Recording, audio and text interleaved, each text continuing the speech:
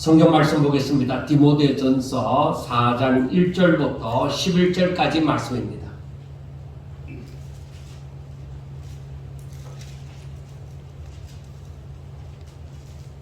디모데전서 4장 1절부터 11절까지 말씀입니다. 그러나 성령이 밝히 말씀하시기를 후일에 어떤 사람들이 믿음에서 떠나 미혹하는 영과 귀신의 가르침을 따르리라 하셨으니 자기 양심이 화인을 맞아서 외식함으로 거짓말하는 자들이라.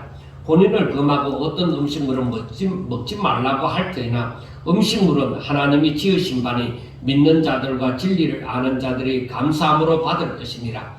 하나님께서 지으신 모든 것이 선함에 감사함으로 받으면 버릴 것이 없나니 하나님의 말씀과 기도로 거룩하여 짐이라.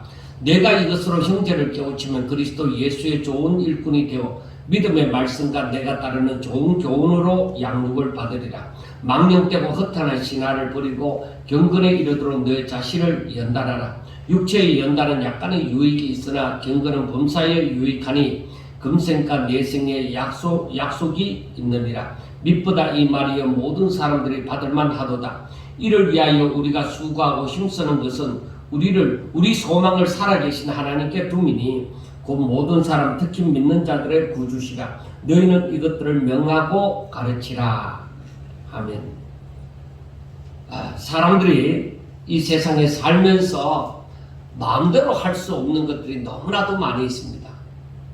아마 세상이 사람들의 마음대로 할 수 있다고 하면 이 세상은 정말로 혼돈 가운데서 있을 것입니다.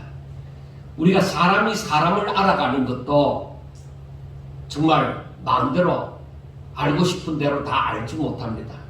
그런데 사람이 사람을 알아가는 것도 힘든데 사람이 하나님을 알아가는 것은 당연히 더 힘들지 않겠느냐고 우리가 생각할 수가 있습니다.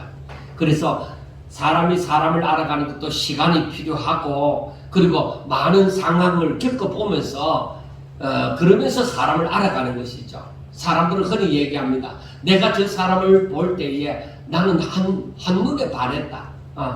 그렇게 얘기를 합니다. 그런데 한눈에 반했지만은 같이 지내다 보니까 단점도 보이고 장점도 보이는데 이 사람이 이런 사람인 줄은 몰랐다. 그렇게 말을 하기도 합니다. 그런데 사람들이 하나님을 믿는다고 교회에 나와서 성경을 읽고 나서 자신이 어떤 부분에 감동을 받았는지 모르지만은 나는 진짜 어느 날 어느 순간에 하나님 앞에 반했다. 그 말이 맞겠느냐는 것입니다. 사람이 마음이 가질 수는 있습니다. 사람이 사람이 하나님에게 어느 날 어느 순간에 내 마음이 뺏겨지기 시작하는 내 마음이 가지는 그런 현상은 일어날 수 있습니다. 그러나 깊은 교제를 위해서는 서로 알아감이 시간이 필요로 합니다. 그래서 여러 상황을 겪으면서 상대가 어떠한 존재인지를 알아가는 것이 참 중요합니다. 그런데 우리가 사람은 변하는 존재입니다. 사람이 안 변하는 것은 없습니다. 우리의 모습이 바뀌는 것처럼 사람들의 마음도 처음 어릴 때의 마음, 그리고 자라면서 마음, 그리고 나이가 들면서 그 마음이 바뀝니다. 그리고 상황에 따라서 바뀌기도 하는 것입니다. 그런데 하나님은 바뀌지 않습니다. 그래서 우리가 하나님을 영원 불변한 존재라고 그렇게 말을 합니다. 그리고 하나님은 변하지 않는 진리이다. 진리시라고 얘기를 합니다. 그래서 우리가 이것을 보면서 사람이 하나님을 알아가는 데 있어서 꼭 알아야 되는 것은 사람은 변하는 존재이지만 하나님은 영원 불변하시다. 그리고 하나님은 창조주이시고 사람은 피조물이라는 것을 분명하게 알아야 됩니다. 그래서 하나님께서는 창조주이신 하나님께서 피조물이 사람을 만들 때에 하나님의 은혜의 영광을 찬미하도록 꼭 그렇게 만들었습니다. 그 일을 위해서 사람을 만들었습니다. 우리가 분명하게 이 사실을 알아야 됩니다. 그래서 하나님께서 그 뜻을 이루시기 위하여서 사람을 통치하신다. 그러니까 어떻게 해서든지 하나님은 사람들로 하여금 하나님의 그 은혜의 영광을 찬미하는 자가 되도록 하기 위해서 사람을 간섭하신단 말입니다. 우리가 그걸 아셔야 됩니다. 그리고 또 알아야 되는 것은 하나님의 이러한 뜻이 있지만은 그런데 사람이 하나님의 말씀을 듣지 않았습니다. 듣지 않음으로 말미암아 다 아담과 하와, 첫사람 아담과 하와가 죄인이 되었었습니다. 그런데 죄인이 되어졌다고 하는 것은 사망 가운데 빠진 존재, 그러니까 하나님에 대하여 죽은 자가 되어졌다, 그 말입니다. 하나님께 대하여 죽은 자가 되어졌다. 그래서 문제는 무엇이냐면은, 자, 하나님께 대하여서 죽은 자가 되어졌는데 그러면 인간의 노력으로 하나님께 대하여 산 자가 될 수 있느냐? 안 됩니다. 인간의 노력으로 어떤 수단과 방법을 다 동원하더라도 사람은 다시 살아날 수가 없는 존재다, 이 말이에요. 여러분들 쉽게 생각해 보세요. 사람이 죽었습니다. 완전히 숨이 끊기고 뭐 혈액이 우리 몸속에 도는 그런 일도 다 멈춰버리고 사람이 죽었다, 이 말이에요. 그런데 죽은 자가 자기가 발버둥을 쳐서 다시 살아나는 일이 있느냐는 것입니다. 없습니다. 그런데 한 가지 알아야 됩니다. 죽은 자와 다름이 없는 살아있는 자가 병이 들었다, 이 말이에요. 그러면 야, 이 사람이 다시 살겠느냐고 생각했는데 이 사람이 죽을 각오를 하고 나는 인생이 다 됐으니까 나는 그냥 내 하는 방법대로 산속에 들어가서 내 나름대로 살다가 죽을 거야. 그래서 산속에 들어가서 그 연약한 암을 몇 가지나 가지고 있다가 산속에 들어가서 살다가 다시 건강해진 사람들도 있잖아요. 그 사람이 다시 건강해졌다는 것은 그래도 그 가운데 생명이 붙어 있었기 때문에 다시 건강해질 수가 있는 것이지, 죽은 자를 산에 가져다 놓는다고 다시 살아나는 일은 없습니다. 이와 같이 죽은 자는 말이 없고 죽은 자는 힘이 없고 죽은 자는 스스로의 힘으로 다시 살아날 수는 없습니다. 그러면은 죽은 자가 다시 살아날 수 있는 방법이 무엇인가?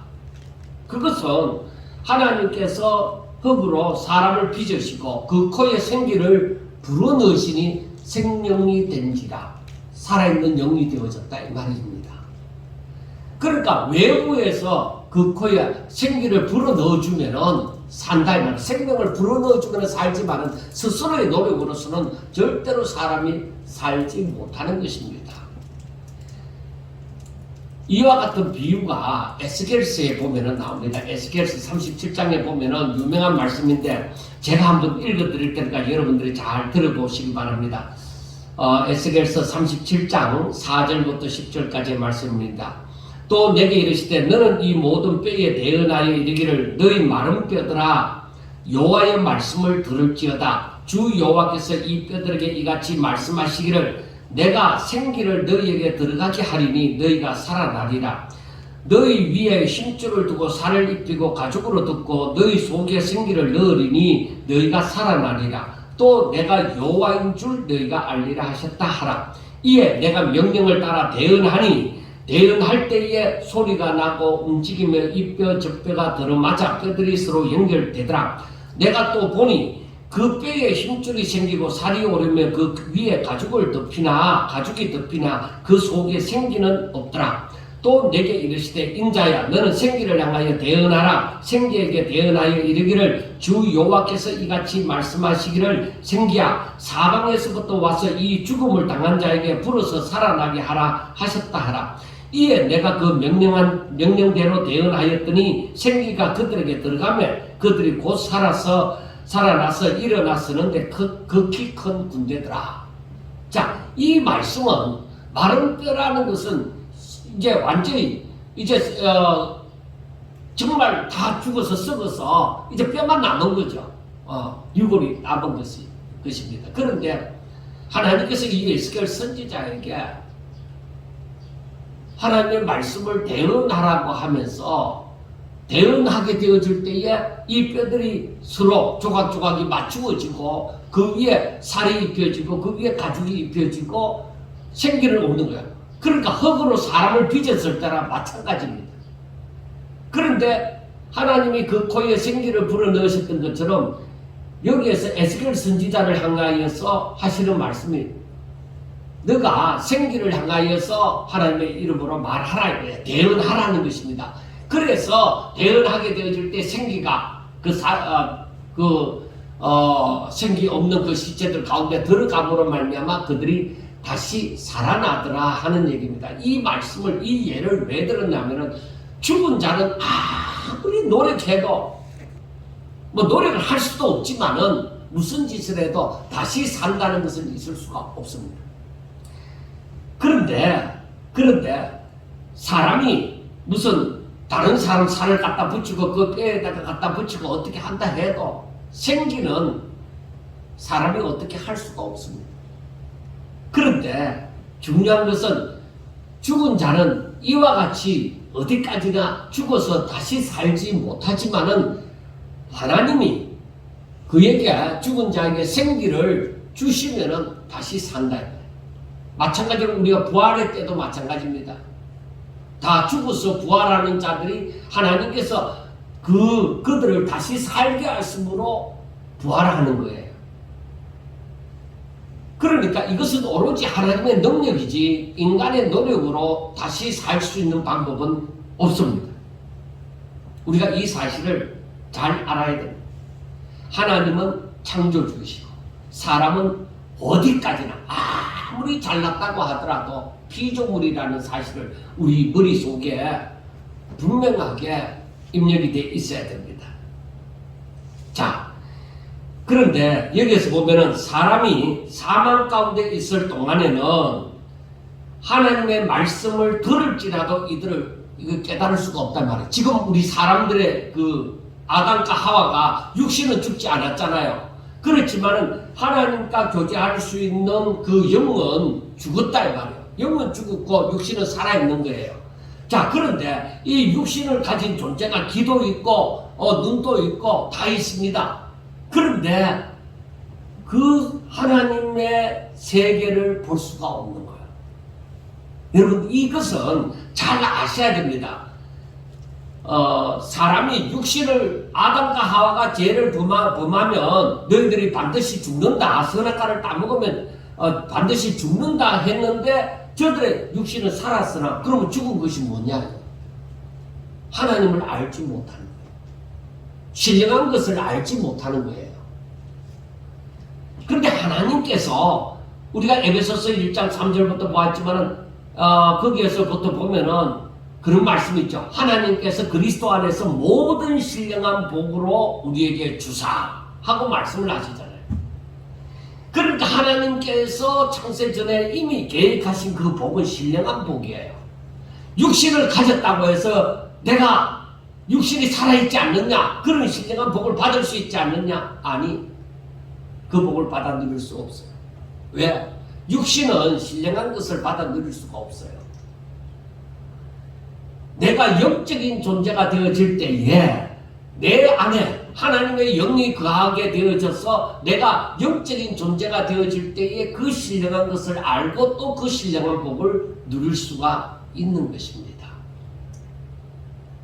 이걸 알지 못하면은 자꾸만 성경을 읽어도 인간적으로 생각하게 되어지는 것입니다. 그래서 우리가 사람들이 죄를 범하고서도 아담과 하와처럼 살아있다. 육을 가지고 있다 이 말이에요. 육을 가지고 있으나 저들은 하늘의 신령한 것을 알지 못함으로 살았으나 죽은 자로다. 그렇게 말을 하는 것입니다. 저들은 살았으나 죽은 자다. 영이 죽은 자다. 하나님의 말씀을 들어도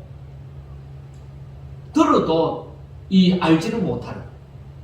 그리고 이 눈이 보아도 육의 눈으로 보아도 보지 못하는 소경과 같다. 왜? 신령한 것이 보이지 않는 거야.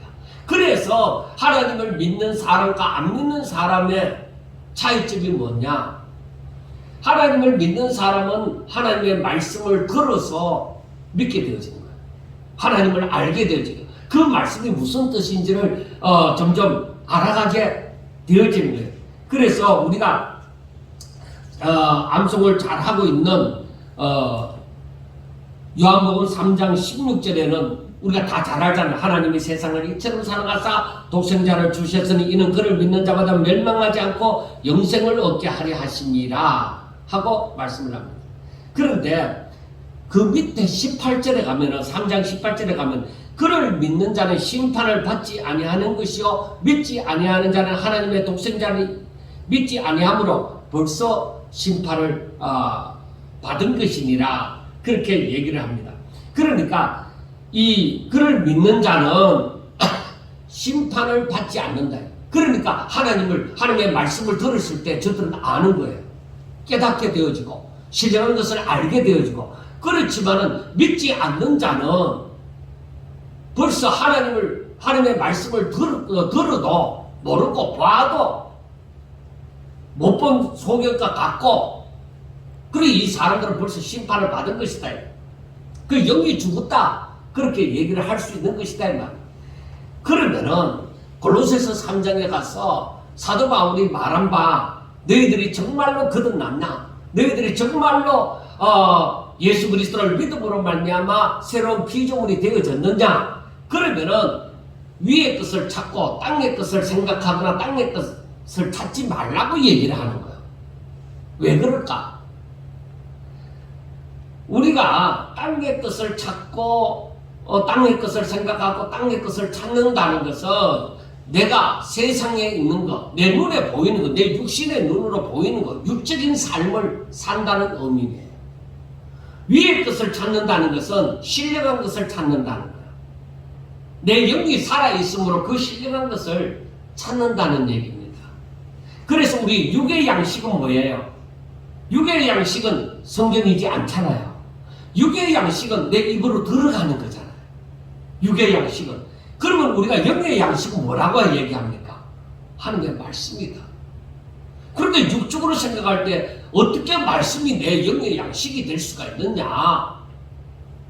그리고 내가 말씀을 많이 읽어서 많이 깨달았어. 그러면은 내 영이 배부르냐?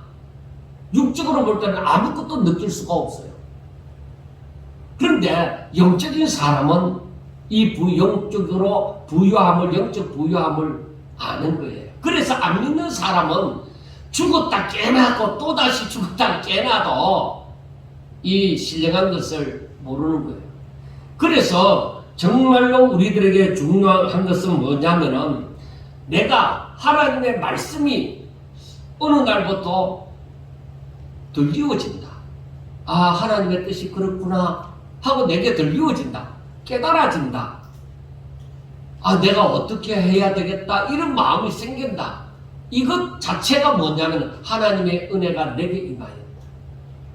또 다른 말로는 하나님의 그 힘, 하나님의 능력이 내게 임하였다. 그렇게 말을 하는 거예요. 그렇지만은 이 하나님을 믿지 않는 사람들은 이런 일이 결단코 일어나지 않습니다. 이런 일이. 그래서 우리가 알아야 되는 것은 하나님의 은혜가 내게 임하였다고 하는 것은 아무에게나 이런 은혜가 임하는 것이 아니에요. 적어도 하나님의 택함을 받은 자요, 하나님의 사랑을 입은 자, 구원받기로 택정함을 입은 자, 그런 자들에게 바로 임하는 것입니다. 그래서 하나님의 그 구원의 역사, 그 구원의 능력이 우리 가운데 임하였다. 그렇게 말을 합니다. 그런데 우리가 오늘 본문 말씀으로 돌아가서 이 디모데에게, 이 4장에서는 디모데에게 뭐라고 얘기하느냐? 목회를 할 때 중점을 두어야 될 거, 그게 뭐라고 얘기하느냐? 자, 1절과 2절을 봅시다. 그러나 성령이 밝히 말씀하기를, 그 성령은 하나님의 영이 밝히 말씀하기를 후일에 어떤 사람들이 믿음에서 떠나 미혹하는 영과 귀신의 가르침을 따르리라 하셨으니 자기 양심이 하인을 맞아서 거짓말하는 자들이라 하고 말씀을 합니다. 그러니까 성령, 곧 하나님께서 하신 말씀이 후일에 좀 나중에 어느 때인가 어떤 사람들이 믿음에서 떠나, 그러니까 그 사람이 교회를 다니고 신앙생활을 하는 것 같은데 그 사람들에게 이 구원의 역사가 없었던 거예요. 그 사람들이 교회를 다녔으나 진정한 성령의 역사가 그 사람들에게 없었던 거예요. 그래서 그 사람들은 그 믿음의 삶에서 떠나서 미혹하는 영과 귀신의 가르침을 따르리라. 결국에는 세상으로 돌아가더라 이 말입니다. 그래서 그 사람들은 그 양심이 하나님께서 주신 그 처음에 그 양심이 화해를 맞았다. 그러니까 그 양심이 화해를 맞았으므로 죽은 자와 같이 되어졌다. 하나님의 말씀에 대해서 깨달음이나 감동이나 이런 게 없어요. 양심이 화해를 맞았으니까. 그래서 이 사람들은 거짓말하는 자들이다. 그러니까 사람들을 미혹해서 그 사람들에게 구원이 있는 것처럼 그 사람들이 앞으로 살려면 이렇게 살아야 된다고 하고 거짓말을 하는 사람들이다. 그래서 그 사람은 거짓말하는 선지자다, 거짓 선지자다, 그렇게 얘기를 합니다. 그런데 우리가 마태복음 25장을 보면은 많은 사람이 이렇게 거짓말하는 사람들의 말을 듣고 따르게 되어진다, 그렇게 얘기를 합니다. 그런데 이 일이 일어날 수도 있고 안 일어날 수도 있느냐? 아니요. 여기에서 성령이 밝히 말씀하시기를, 이 말은 확실하게 일어난다 이 말이에요. 이런 일이. 제가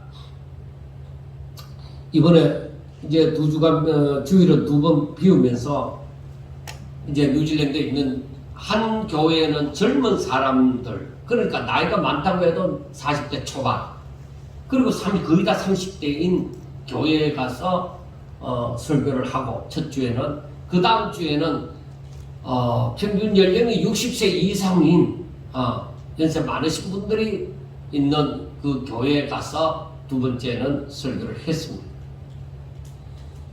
그리고 거기에 있는 사람들하고 대화를 하고 그게 목회자들하고도 얘기를 하고 하면서 제 나름대로 깨닫는 것이 있었습니다. 그게 뭐냐? 이 일을 어찌할꼬 하는 것입니다. 분명히 이 사람들이 하나님의 양떼들이라고 하면은, 성도들이 하나님의 양떼들이라고 하면은 이들이 정신 차려서 지금 자신들의 삶을 믿음의 삶으로 바로 살아가야 된다. 근데 제가 볼 때는 그럴 만한 힘이 없어 보여요. 그렇게 살아갈 수 있는 힘이 없어 보여요.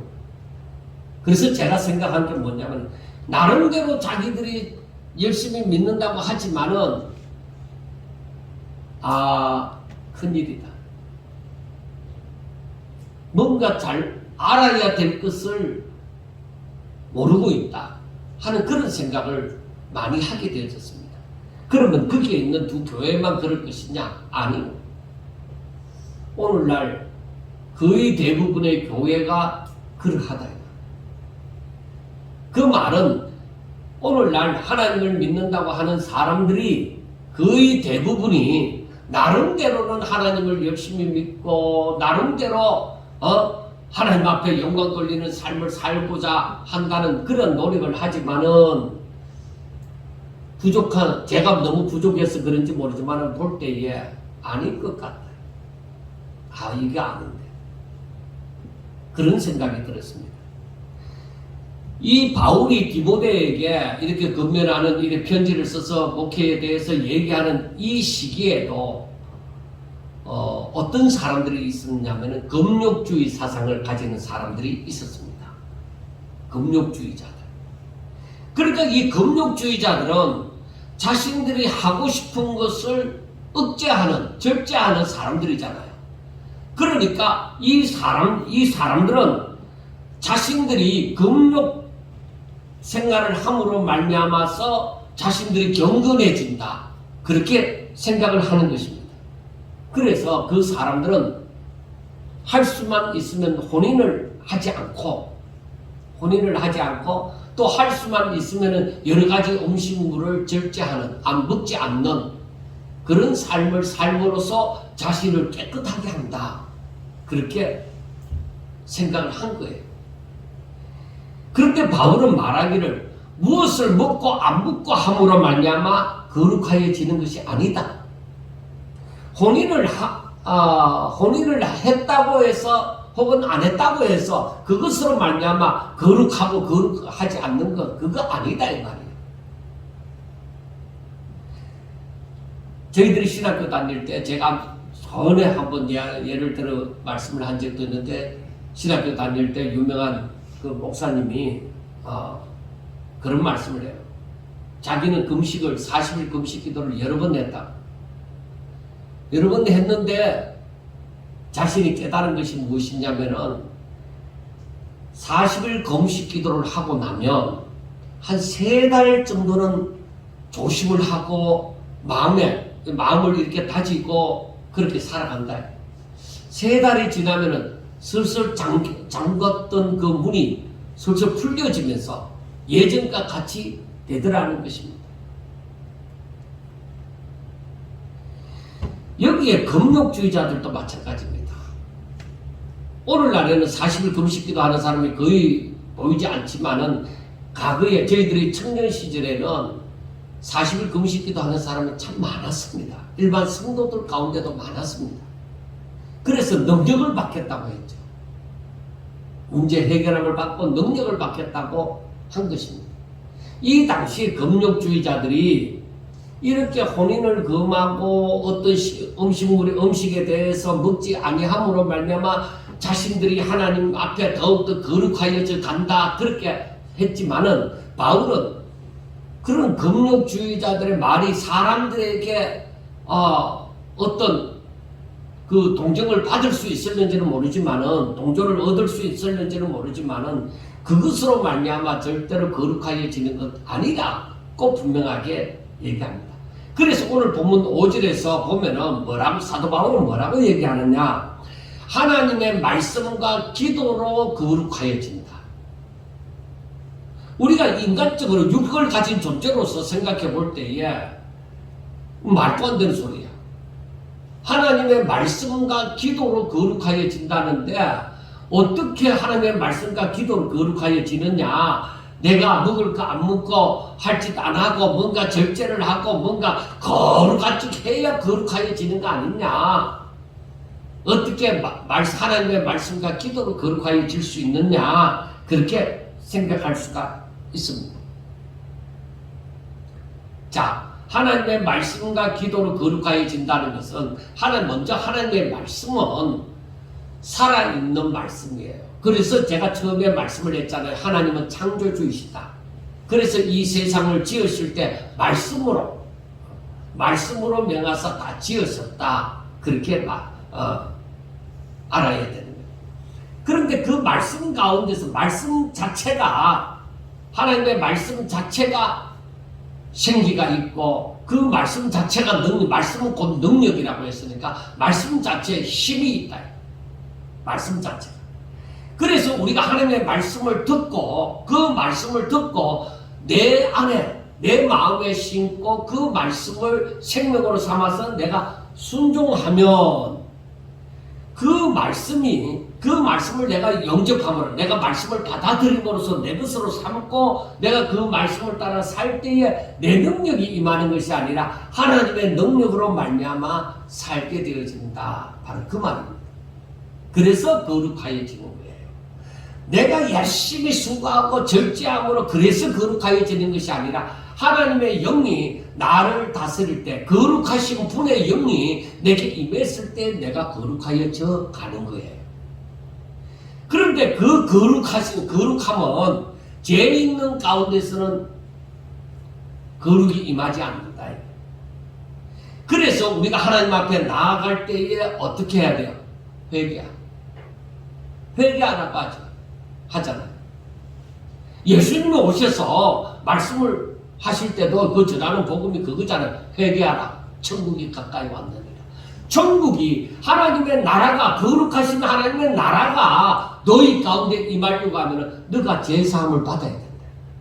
너가 회개함으로 죄를 사함 받아야 하나님의 거룩하신 하나님의 나라가 임한다는 거예요. 자, 우리가 성경 말씀을 많이 읽습니다. 성경 말씀을 많이 읽고 듣고 하는데 내가 죄를 품고서 이 말씀을 들을 때는 그 말씀이 내가 그 말씀의 지식을 내가 가질 수는 있으나 그 말씀의 능력, 생명은 내가 가질 수가 없는 거예요. 왜? 내가 죄를 품고 있기 때문에 그 살아있는 말씀이 내 가운데 임할 수가 없다. 거룩한 말씀이 내 가운데 임할 수가 없다 이 말이에요. 그래서 정말로 우리들에게 중요한 것이 무엇이냐? 하나님의 말씀을 읽고 듣고 묵상하는 게 중요하다. 그런데 먼저 알아야 되는 것은 우리가 에베소서 1장 7절에도 말씀하는 것처럼 그리스도의 피로 말미암아 그가 나의 죄를 짊어지시고 십자가에 못 박혀 죽으시고 그때 흘린 그 피, 그 대가로 말미암아 내가 그것을 믿음으로 내가 죄사함을 받아야 돼. 그 피의 공로, 나를 위해서 내 죄를 짊어지시고 십자가에 못 박혀 죽으신 그분의 능력이 내게 임하여야 된다. 어떻게 하면 그분의 능력이 내게 임하느냐? 내가 그분이 나를 위해서 하나님의 아들이신 그분이 이 땅에 오사 나를 위하여 내 죄를 짊어지시고 십자가에 못 박혀 죽으셨다는 그 사실, 그리고 누구든지 그를 믿으면 영생을 얻으리라, 멸망하지 않고 영생을 얻으리라는 그 사실을 내가 믿을 때에 바로 이 능력이 임하게 되어진다는 것입니다. 내가 무슨 수고를 함으로 이 능력이 임하는 것이 아닙니다. 제가 하는 설교가 이렇게 하나하나 따져가며 깊이 있게 하지만은 이걸 알아들을 수도 있고 알아듣지 못할 수도 있습니다. 중요한 것은 무엇이냐? 사람들이 하나님이 어떻게 해서 이렇게 승리를 해 가시지 하는 것을 사람들이 생각조차 잘 안 하는 거야. 그냥 예수 믿는다는 것을 그냥 교회에 다니는 것으로만 생각하는 거야. 그리고 교회를 다니다 보면 집사도 되고 장로도 되고 권사도 되고 이렇게 함으로써 자기들이 교회 안에 어떤 직분을 가짐으로써 하나님을 잘 믿는 척하는 것, 그거 아닙니다. 오히려 하나님께서 말씀하신 그것을 하나하나 깨달아가면서 내가 아멘 하고 순종한다. 아멘 함으로 하나님 앞에 영광을 돌리고 그 아멘 함으로써 그 말씀을 따라 내가 살아갈 때에 그때에 하나님의 능력이 임하는 거예요. 근데 대부분의 사람들이 그걸 모른다. 아는 것 같은데 그렇게 잘 살지 않는다. 왜? 나보다 앞선 자들이 그렇게 살지 않으니까. 우리가 사람들이 이 말씀을 알고 있다 보니까 어떤 생각을 하느냐면 육체의 연단을 하는 거야. 그러니까 그 육체의 연단은 유익이 있습니다. 그러니까 쉽게 얘기하면 육체의 연단이라는 것은 내가 이 성경을 가지고 하루에 3시간씩 성경을 읽을 거야. 내가 기도를 잘 할 줄 모르니까 주기도문을 하루에 100번씩 할 거야. 사도신경도 100번씩 할 거야. 그게 아무런 소용없다는 말이 아닙니다. 육체의 연단은, 그런 훈련은 약간의 유익이 있습니다. 분명하게 알아야 되는 거예요. 그게 소용없다는 말이 아니라 그것이 분명히 약간의 유익은 있습니다. 그러나 그렇게 함으로써 사람이 거룩하게 되어지는 주된 이유가 될 수 없다 이 말입니다. 그렇게 함으로 거룩하게 되는 건 아니다 이 말이에요. 주된 원인이 될 수 없다는 거예요. 사람들은 아주 간사하고 너무 연약하고 부족하고 그러니까 하여튼 약한 존재예요. 약한 존재이기 때문에 쉽게 남의 말을 듣고 쏘가 넘어가기도 하고 그렇게 하는데, 또 그 반대적으로 남의 말을 도무지 듣지 않는 그런 사람들도 있습니다. 그런데 중요한 것이 무엇이냐? 사람들은 어떤 변화가 일어나면 사람들이 거기에 혹하는 거예요. 사기를 당할 때처럼. 사기를 당할 때 그냥 당하는 것이 아니라 앞에 있는 사람이 뭐라고 얘기하는데 내가 뭐 정신없이 홀리듯이 홀려가는 거예요. 그래 어떤 변화까지 일어나니까 와 진짜다, 이게 진짜다, 그렇게 얘기하면서 사람들은 정신을 차리지 못하고 그 내 앞에 상대방이 하는 그 모든 것이 전부인 양 그렇게 사람들이 미혹을 받습니다. 그래서 마지막 때에 거짓 선지자들이 나와서 행하는 일들 가운데 중심이 되는 일이 무엇이냐? 표적과 기사를 행하는 거예요. 능력을 행한다. 사탄의 능력을 행한다는 것입니다. 사단이 별의별 능력을 다 행할 수가 있어요. 그러나 하나님의 말씀을 가진 자를 넘어뜨리게 할 수는 없어요. 분명히 하나님 앞에 붙잡혀 있는 하나님의 생명사계 안에 쌓여있는 사람을 뺏을 수는 없는 거예요. 욥을 뺏을 수는 없잖아. 사탄의 위협을 받고 사탄의 그 공격을 받지만은 욥은 하나님의 말씀 가운데 든든하게 서서 결코 넘어지지 않잖아요. 그 말씀을 붙들고 있잖아요. 그 말씀을 붙들고 그 믿음을 가진 자를 사탄이 어떻게 할 수가 없다 이거. 그래서 오늘날 교회가 성도들이 마지막 때에 정말로 넘어지지 않게 만들려고 하면은 하나님의 그 뜻을, 하나님의 이 말씀을 강하게 선포해야만 되고 믿음을 가지고 더욱더 하나님을 의지하도록 그렇게 가르쳐야만 한다는 것입니다. 하나님은 처음에 얘기했잖아요. 하나님은 영원 불변하신 하나님이시기 때문에 절대로 인간처럼 이랬다 저랬다 하지 않는다. 하나님의 약속의 말씀은 분명히 성취되어진다. 이 믿음을 분명하게 가지고 있어야 되는 것입니다. 그러므로 성도가 하나님의 말씀을 통하여서 올바른 말씀을, 올바른 지식으로 하나님의 뜻을 깨달음이 너무너무 중요한 것입니다. 그래서 성도들이 그냥 교회에 와서 예배 드리는 것이 아니라 하나님의 말씀을 듣고 읽고 묵상함으로 그리고 순종함으로 날마다 하나님께로 더 가까이 나아가는 것, 이게 너무너무 중요한 것입니다. 제가 신앙생활을 하면서 또 더불어 목회자 생활을 하면서 제가 한 번씩 기도드리는 것, 조심하면서 기도드리는 것이 무엇이냐면 하나님, 제가 고의로 죄를 범하지 않게 해주세요. 그것은 내 욕심이 내 그 욕심을 이루려고 하나님의 말씀을 곡해하여서 성도들에게 잘못 가르치지 않게 해달라는 것입니다. 인간은 부패한 심성이 있어서 언제 어떻게 사단에게 미혹되어져서 하나님의 말씀을지라도 자기 생각대로 해석해서 많은 사람을 넘어지게 할 수가 있습니다. 그래서 사탄은 성도들 몇 사람을 넘어지게 하는 것보다 목회자 한 사람을 넘어지게 하고자 하는 것입니다. 왜? 목회자 한 사람만 넘어지면 그의 말을 듣는 사람들 다 넘어지잖아요. 많은 목회자들이 노년에 이렇게 사탄의 미혹을 제대로 이기지 못함으로 말미암아 정말 얼마나 많은 시험에 드는지 모릅니다.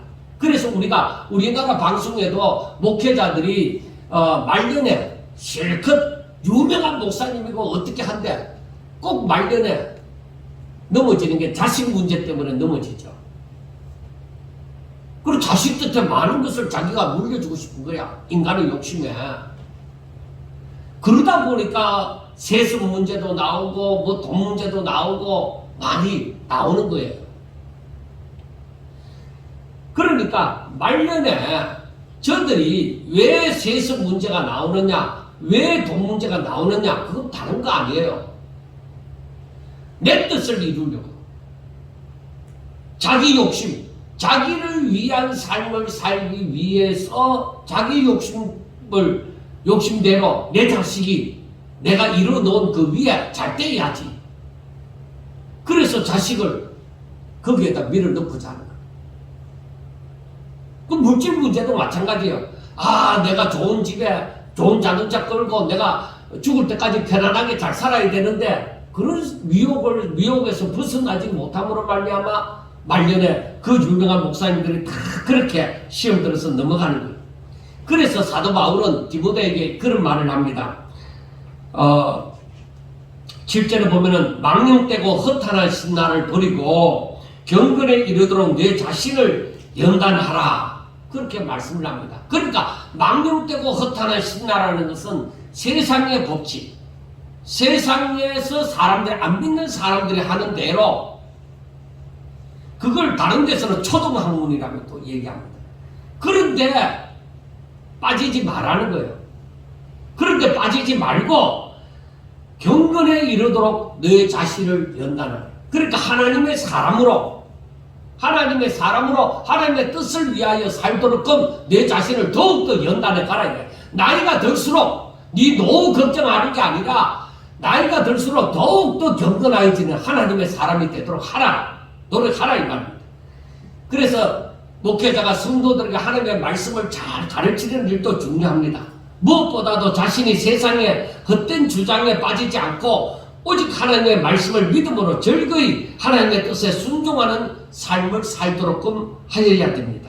그래서 7절에 보면은 내 자신을 연단하라.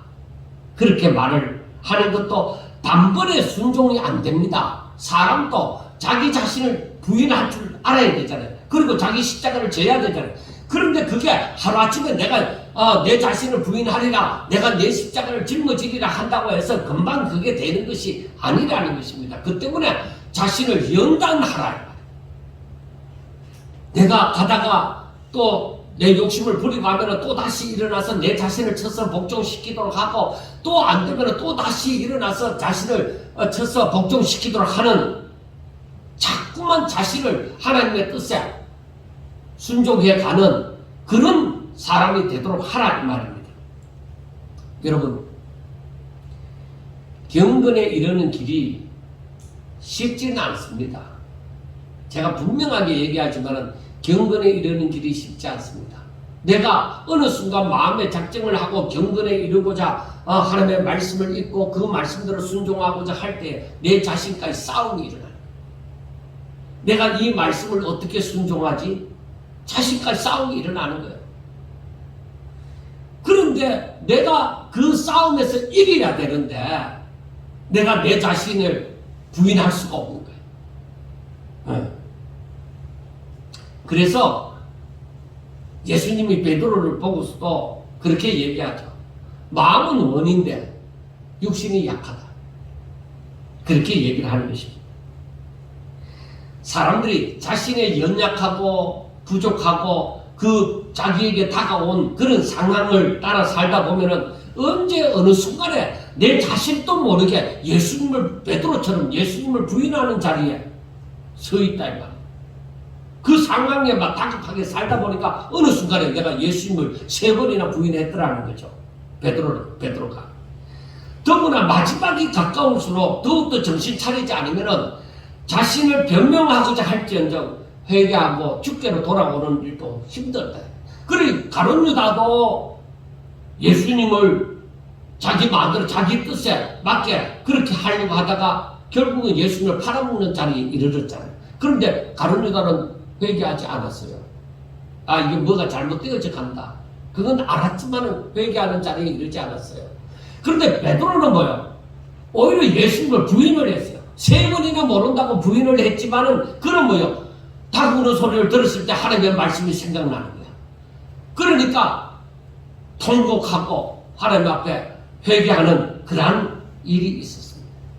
그래서 우리가 죄를 지어도 사람이 다 똑같은 마음이 드는 게 아니에요. 죄를 지어도 회개하는 자리에 이르는 사람이 있고 회개하는 자리에 이르지 못하고 결국 자기의 갈 길을 가버리는 사람들도 있습니다. 그러므로 우리가 항상 교회를 다니면서 신앙생활을 하면서 내가 하나님의 사람이야.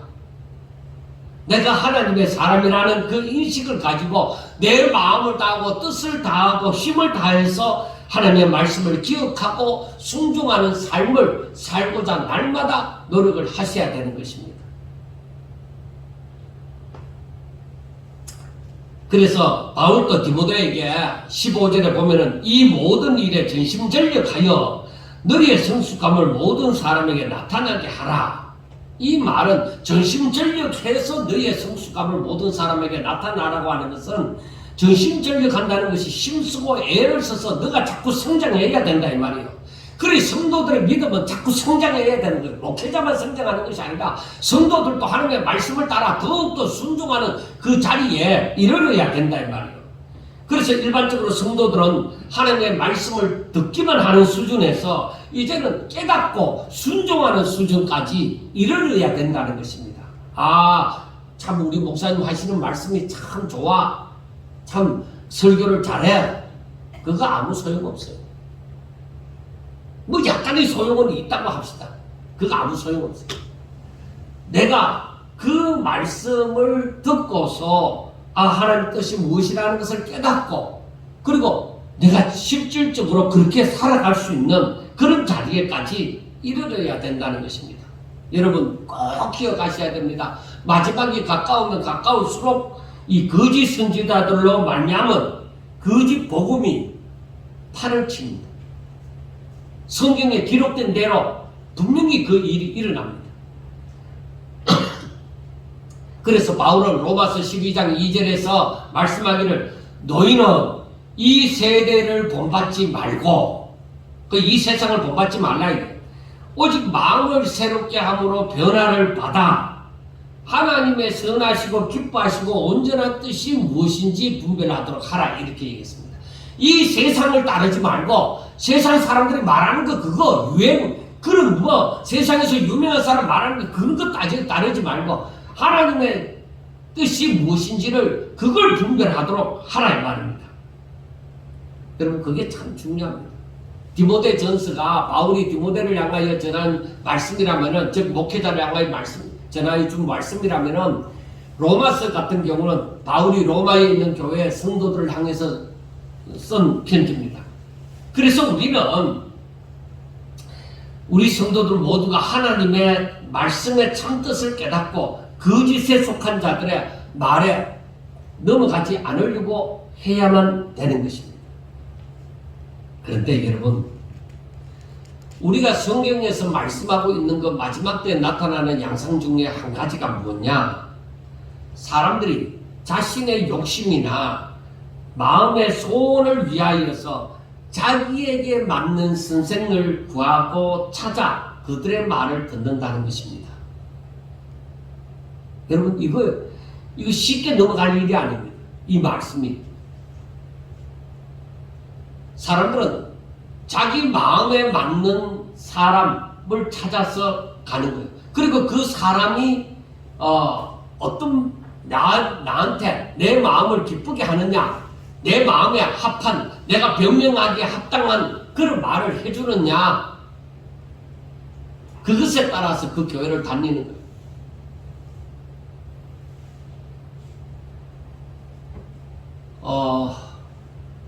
뉴질랜드 있을 때도 들었던 얘기지만 한국에 있을 때도 들었던 얘기입니다. 너가 사업을 하느냐? 사업을 하면 큰 교회 가라. 큰 교회 가야 그 교회 사람들이 만약에 500명이라면은 한 절반만 오더라도 250명이 오지 않는다. 한 30명 있는 교회 가면은 다 온다 해봤자 30명밖에 더 되느냐? 그러니까 너 장사하는데 어디가 유익하겠느냐? 그래 큰 교회 가라. 그리고 이민 가서 사는 사람들은 특별히 더 합니다. 왜? 그 한국 사람들을 상대로 같은 동족을 상대로 장사를 하는 사람들은 더욱더 그런 거예요. 큰 교회 가서 많은 사람을 알고 거기에서 만난 사람들이 자기를 돕게 그렇게 하는 거예요. 그 사람들의 신앙이 진짜로 그 교회에서 생활하기에 맞아서 가느냐? 거의 대부분이 그렇지 않습니다. 자기의 유익을 쫓아서. 자기의 유익을 쫓아서 가는 거예요. 그럼 자기의 유익을 쫓아서 찾아간 사람들을 향해서 그 교회 담임 목사가 그 사람들의 원하는 것을 주어야 되는 거예요. 그러다 보니까 하나님의 말씀의 그 중심, 그 뜻을 깨달아 알기보다는 사람의 마음에 맞는 그런 설교를 할 수밖에 없는 그런 입장에 있는 것입니다. 그래서 사람들은 자기가 좋아하는 스승을 한 사람만 두는 게 아니라 필요에 따라서 여러 선생을 두는 거예요. 이때는 이 사람 얘기 듣고 저때는 저 사람 얘기 듣고. 그런데 제가 그러잖아요. 모든 문제의 그 타락의 중심에는 목회자가 있다. 그들이 잘못 가르치기 때문에. 그들이 분명하게 바로 가르쳤더라면 믿는 사람들이 바로 믿었을 것이 아니냐는 것입니다. 그리고 성도들이, 그 다음에는 성도들이 자기의 욕심을 쫓아서 교회를 찾고 목사를 찾다 보니까 문제점이 거기에 있다. 자기 욕심을 이루려고 하는 것이지 않느냐. 그러니까 이러한 사람들은 목회자이든 사람이든 간에 이 사람들은 하나님의 뜻을 쫓아서 사는 사람들이 아니라 사람들의 자신의 뜻을 이루기 위해서 살아가는 사람들입니다. 이게 참 힘듭니다. 내가 내 뜻을 이루기 위하여 쫓아 살아가느냐, 하나님의 뜻을 이루기 위하여 내가 쫓아 살아가느냐, 무엇을 위하여 내가 열심을 내느냐는 것입니다. 그래, 그 말은 다시 말하면 내가 하나님 중심으로 살아가는 사람이냐, 사람 중심으로 살아가는 사람이냐 이거예요.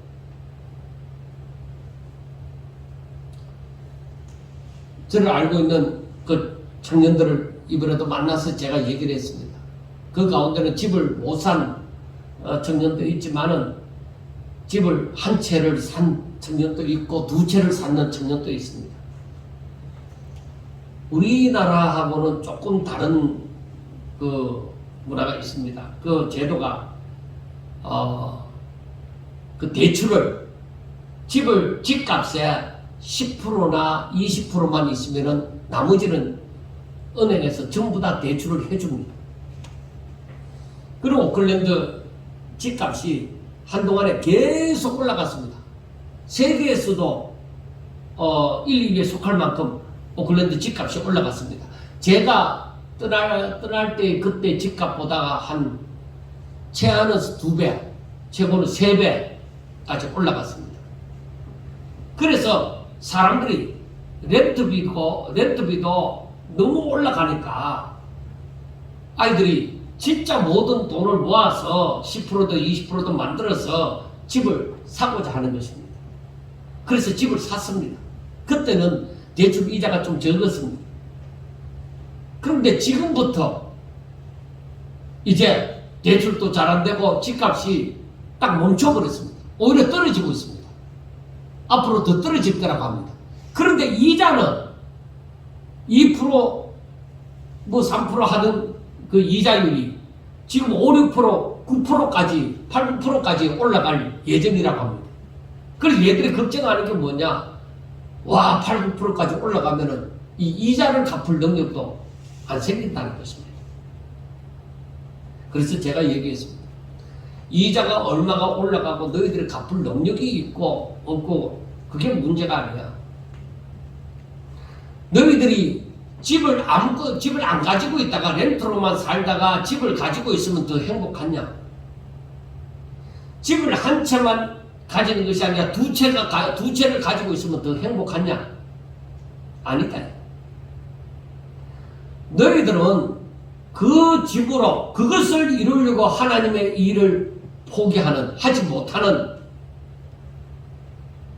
그러한 일이 일어날 거다. 하나님 보실 때에 만약에 우리가 딱 예수님이 재림하신다 하자, 누가 칭찬을 받겠느냐? 집이 없지만은 정말 렌트로 살지만은 내가 주의 일에 항상 내게 주어진 주의 일에 내가 열심히 하면서 살아온 사람이 칭찬을 받겠느냐? 집을 두 채나 가지고 허덕이면서 주의 일을 그것과 이자를 갚느라고 허덕이면서 어렵게 산 주의 일을 하지 못한 그 사람을 칭찬을 받겠느냐? 사람이 볼 때는 집을 2채 가진 사람이 칭찬을 받을 것이다. 그러나 하나님이 볼 때는 렌트로 살면서 자신에게 주어진 일을 최선을 다해서 산 사람이 칭찬을 받을 것이다. 그래서 중요한 것은, 너희들에게 중요한 것은 다른 것이 아니다. 자신이 받은 바 사명을 전심전력하여 잘 감당하는 것이 중요하다. 처음에 얘기했잖아요. 하나님께서 사람을 만들 때에 하나님의 은혜에 그 영광을 찬송하기 위해서 우리가 만들어졌다. 우리가 이 세상에 보냄을 받았다고요. 이걸 잊어버리고 이 세상에 살아가면은 경건한 삶조차도 아무런 의미가 없어요. 내가 왜 경건하려고 하는데, 내가 왜 성경을 읽는데, 내가 왜 하나님을 의지하고 날마다 기도하는데, 그 이유가 뭐냐? 내 뜻을 이루려고. 그건 다 잘못돼요. 내 뜻을 이루려고 하는 거 아니에요. 오직 하나님께서 맡겨주신 그 사명을 잘 감당하고 하나님께 그 은혜의 영광을 찬미하는 그런 삶을 살기 위해서 내가 말씀을 읽고 정말로 묵상하고 하나님을 의지하여 내가 더욱더 기도하고 그렇게 사는 것이다 이 말입니다. 그 삶이 안 되면은 아무리 열심히 교회를 다녀도 선한 열매를 맺지 못한다. 하나님이 기뻐하시는 열매를 맺지 못한다. 제가 이제 말씀을 마칩니다. 말씀을 마치는데 우리 성도들이 꼭 기억해야 되는 거 다른 거 아닙니다. 내가 왜 사냐? 하나님을 믿으면 도대체 어떻게 믿어야 되느냐? 모르는 사람들이 참 많이 있습니다. 하나님의 은혜의 영광을 참여하기 위해서 내가 살아가는 것이다. 왜 경건한 삶을 살아야 되느냐? 경건한 자들이 신령한 복을 받고 경건한 자들이 하나님의 은혜의 영광을 찬송할 수 있기 때문이다. 경건한 자들은 어떤 자들이냐? 그 죄가 사함을 받고 하나님의 영이 저를 다스릴 때에 하나님의 말씀의 통치를 받고 순종하고 살아가는 사람들이 경건한 사람이다. 이들에게는 약속된 하나님의 자녀로서의 복이 있고 이들에게는 신령한 복이 이미 하나님께서 약속을 하셨다. 저들은 망할 것이냐, 망하는 일이 있을 것이냐? 아니, 그것도 없다. 그들은 망하지 않는다. 그들은 하나님이 세상 끝날까지 저들과 함께하여 주시는 어떤 형편으로 살아가든지 하나님이 저들과 함께 하시는 역사가 있다 이 말입니다. 사랑하는 여러분, 이 사실을 분명하게 알고 정말로 이렇게 살아가기가, 이 말씀대로 살기가 너무 힘든다 하더라도 여러분 믿음을 가지고 하나님의 말씀을 읽고 묵상하고 그것을 순종함으로 하나님 앞에 영광을 돌리고 늘 하나님을 의지함으로 내가 연약하여 넘어질 때마다 오히려 더 하나님의 이름을 붙들고 하나님 앞에 엎드려 기도하고 살아야 돼요. 오늘날 왜 기도가 없어지느냐? 사단이 그렇게 미혹을 하기 때문이다. 하나님을 의지하지 않고 살도록끔, 하나님을 믿지 않고 사람의 노력으로 살도록끔 그렇게 하기 때문에 기도가 점점 식어져 간다. 사랑이 식어져 가는 거예요. 여러분, 하나님 잘 믿읍시다. 왜 교회를 다니면서 이 하나님의 뜻을 깨달아 알려고 하지 않고 그 뜻대로 살려고 하지 않고 왜 내 마음대로 내 뜻을 이루려고 하느냐 이거예요. 성경을 보면서 하나님을 믿는 사람들은 분명하게 하나님의 뜻을 깨달아 하나님의 자녀로서 하나님이 약속하신 그 복을 누리면서 살아가는 저와 여러분들이 될 수 있기를 주의 이름으로 축원합니다. 기도드리겠습니다. 하나님 아버지, 정말 부족한 종이 이 말씀을 전하기에도 너무나도 부끄러운 일들이 많이 있지만 그러나 하나님께로 더 가까이 하나님의 마음에 합한 자가 되어지기를 원하나이다. 하나님과 친밀한 교제를 하면서 하나님 앞에 영광 돌리고 하나님 보시기에 아름다운 사람으로 기뻐하시는 사람으로 살기를 원합니다. 하나님 우리 사랑하는 성도들 다 붙잡아 주셔서 하나님은 저들이 연약할지라도 부족할지라도 하나님이 붙잡아 주시고 지켜주심으로 말미암아 정말로 하나님 앞에 설 때에 칭찬받는 자, 그래 고생했다, 수고했다, 어려운 가운데서라도 너가 내 말을 지키면서 살았구나, 그러한 칭찬을 받는 아름다운 성도들 다 되게 하여 주옵소서. 예수님 이름으로 감사하며 기도드리옵나이다. 아멘.